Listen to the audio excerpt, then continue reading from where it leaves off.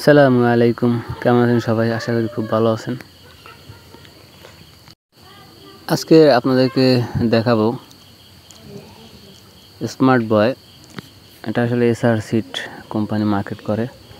Smart বয়ের ফলন কেমন হয়েছে এবং এজারটি কেমন সে বিষয় নিয়ে আজকে আলোচনা করব। কিছুদিন আগে আপনারা আপডেট পেয়েছেন রূপাই শসার গাছ শেষের দিকে, সেটার ফলন আলহামদুলিল্লাহ খুব ভালো হয়েছে। স্মার্ট বয় আজকের প্রথম ফসল হারভেস্ট করলাম প্রথম রোজায়। আশা করি আর 2-1 দিন পর হয়তো ফলনের উৎপাদন অনেকটাই বেড়ে যাবে। ফল একটু ছোটো ছোটো রয়েছে। এখন পর্যন্ত গাছের যে কন্ডিশন, তাতে বোঝা যায় স্মার্ট বয় নিচের দিক থেকে আসলে ফলনের সেট আপ খুবই ভালো। তো দেখা যাক উপরের ফলগুলো কীরকমের সেট হয়। নিচে আলহামদুলিল্লাহ খুব ভালোই সেট হয়েছে। গতকালকে আমরা এই বাগানের ডালপালা বুড়ো পাতাগুলো কাটিং করে দিয়েছি। তো এখন গাছে পর্যাপ্ত আলো বাতাস পাচ্ছে। আপনাদের ক্ষেতে যদি দেখেন জঙ্গল হয়ে গেছে, আলো বাতাস ঢুকতে পারছে না, তাহলে অবশ্যই আপনারা এই কাজটি করবেন। শসা চাষ আসলে খুবই রিস্কি একটা ফসল, স্বল্প সময়ের একটা প্রজেক্ট, যার কারণে সময়ের ট্রিটমেন্ট সময় নিতে হবে। একটু লেট হয়ে গেলেই গাছের কন্ডিশন খারাপ হয়ে যায়। সেজন্য যখন যে ট্রিটমেন্ট নিতে হবে সেটা সাথে সাথেই দিতে হবে শসা ক্ষেতে। রূপাই জাতের শসা প্রথমে আমি লাগিয়েছিলাম, এটা ফলন অলরেডি শেষ। পরবর্তীতে যে শসা আমি রোপণ করেছি, কাঞ্চন এবং স্মার্ট বয়, এই দুইটি শসা একসাথেই আমি রোপণ করেছি। তো স্মার্ট বয়ের ফলন আজকের হারভেস্ট করেছি, অলরেডি ফলন এসে গেছে।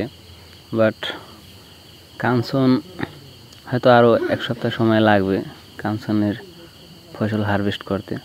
সে তুলনায় দেখা যায় স্মার্ট বয় খুব দ্রুতই ফল বড় হয় এবং মাত্র 32 দিনই এই ফসল হারভেস্ট করা যায়।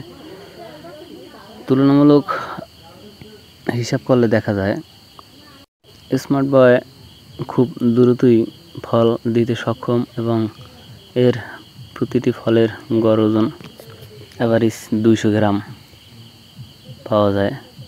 5টি ফলে 1 কেজি হয়, দেখা যায় যেটা বাস্তবে। তো আপনারা শসা চাষে খুব দ্রুত ফল, আশানুরূপ ফল পাওয়ার জন্য স্মার্ট বয় এই জাতের শসাটি আপনারা চাষ করতে পারেন। গাছের কোয়ালিটি এবং ফলের কোয়ালিটি সব দিক থেকেই বেটার আমার কাছে মনে হয়। স্মার্ট কৃষি বিষয় নিয়ে কোনো তথ্য বা আপনার মতামত থাকলে আমাদের স্ক্রিনে দেওয়া এই নাম্বারে আপনারা কল দিয়ে স্মার্ট কৃষি সেবা তথ্য পেতে পারেন। আপনারা যদি উপরের দিকে একটু খেয়াল করেন, উপরে আমরা জাল টেনে দিয়েছি, কারণ আমাদের শসা গাছ অলরেডি মাথায় উঠে উপরে চলে এসেছে। তো সেক্ষেত্রে মাথায় যদি আমরা জাল না দিই, তাহলে শসা গাছ তার নিজের মতো করে বাইতে পারবে না, যার ফলে ফলন ঠিকমতো সেট হবে না। সেজন্য আমরা উপরে এই টানা জালটি দিয়ে দিয়েছি। তো প্রিয় দর্শক, আজকের এই পর্যন্তই। এরকমের আরও অনেক তথ্যবহুল ভিডিও পেতে আমাদের সাথে থেকে অবশ্যই চ্যানেলটি সাবস্ক্রাইব করে দিবেন এবং চ্যানেলটি শেয়ার করে সবার সাথে পৌঁছে দেবেন।